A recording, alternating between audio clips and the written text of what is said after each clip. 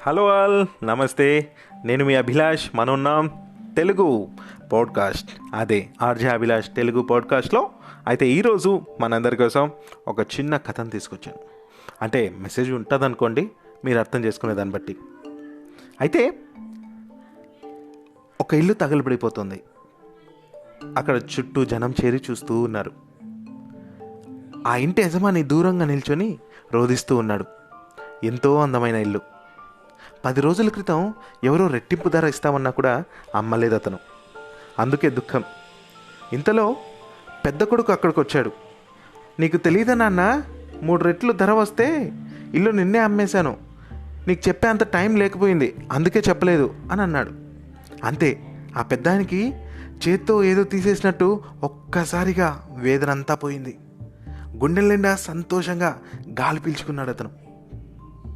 ఆ తర్వాత తను కూడా అక్కడున్న వారిలో ఒక్కడిగా మంటలు చూస్తూ పక్కవారి సంభాషణలో పాలు పంచుకోసాగాడు. అదే ఇల్లు, అవే మంటలు. క్షణం క్రితం వరకు ఉన్న అటాచ్మెంట్ పోయింది. ఇప్పుడు నిజం చెప్పాలంటే కాస్త ఆనందిస్తున్నాడు కూడా అతను. ఇంతలో రెండో కొడుకు అక్కడికి వచ్చాడు. నువ్వు సంతకం పెట్టుకున్న అమ్మకం ఎలా పూర్తవుతుందన్నా, ఆ మాత్రం నీకు తెలీదా అన్నాడు. అంతే, పాపం తిరిగి దుఃఖం చుట్టుముట్టింది అతనికి. ఈలోపు మూడో కొడుకు అక్కడికి వచ్చాడు. మాట మీద నిలబడే నిజాయితీ గల మనిషి ఆయన. అలాంటి ఆయన మాటతోనే అమ్మకం జరిగిపోయింది అని అన్నాడు. సగం డబ్బు చెల్లించేశాడు కూడా అన్నాడు. తిరిగి పెద్దానికి సంతోషం పెనవేసుకుంది.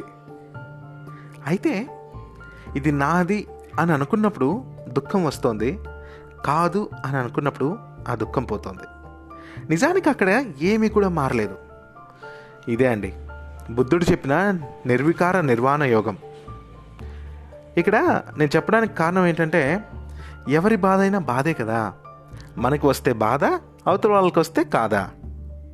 అలా అనుకోవడం నిజంగా మన క్యారెక్టర్ని ఎక్కడికో తీసుకెళ్ళిపోతుంది.